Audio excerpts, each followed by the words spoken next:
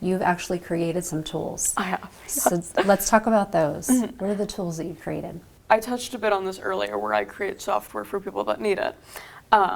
And so what this means is I take a problem that a specific community faces and I create free, accessible software to combat that.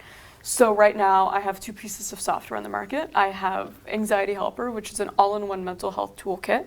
You can find information, resources, and tools based on cognitive behavioral therapy to help you learn about and understand and deal with mental health in your daily life.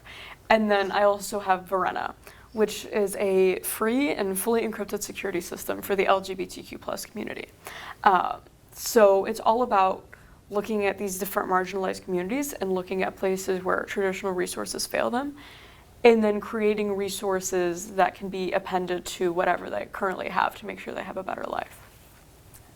Okay, so you not only talk the talk, but you walk the walk. I And try. you make the tools if they're not available. Yes. Okay.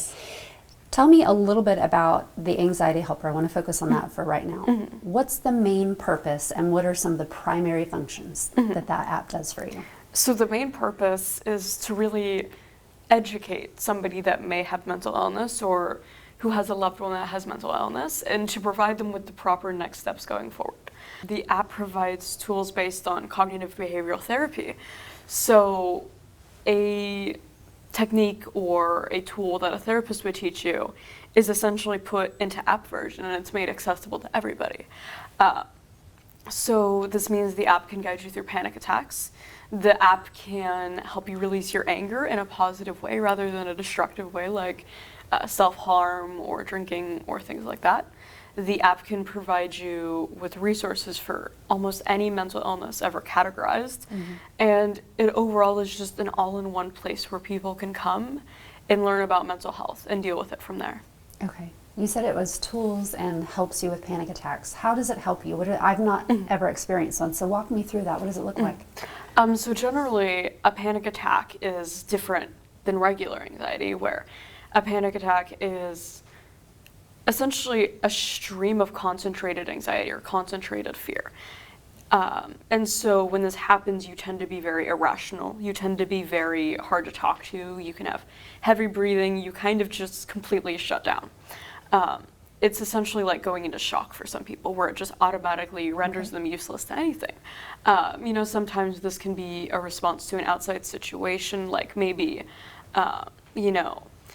getting fired from work, or it can just be triggered by anything, or it can be triggered by nothing at all. Sometimes they can just be random. But essentially, like I said, it's a very hard thing to go through because you're in a state of panic and you may not know why. And the main thing that happens with these attacks is that fear is the only thing on your mind. So there's this technique called grounding that a lot of mental health professionals use. And it talks about focusing on your surroundings so you can get out of your own head. So the app incorporates that in, and it's like, okay, what color are your shoes today?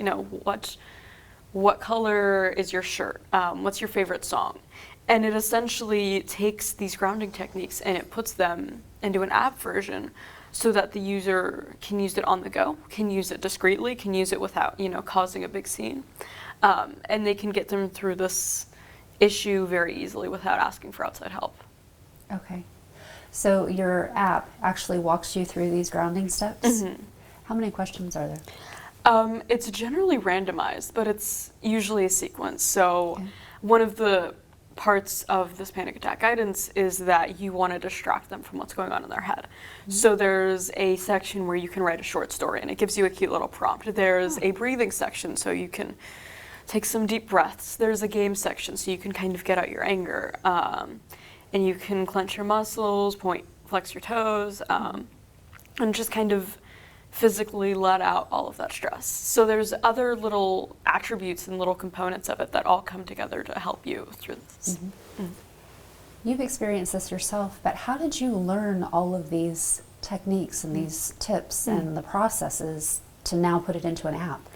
It was a lot of research. It was a lot of, looking stuff up on Google, and it was a lot of finding techniques that are out there but not in one collective place. I think the internet is a really awesome tool and it gives you so much information.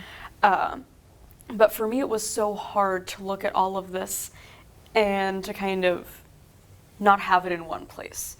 I mean, when you're mentally ill, you just want a one and done solution, and that's not what I found. And so what I did was I took my time and I took my resources and I went out and I looked for everything that I knew that I would have wanted. And then I applied that to the app. So it was really about doing just a lot of research and looking into different very niche things and about just really opening my mind to anything and then taking what I learned and figuring out how I could put that into software.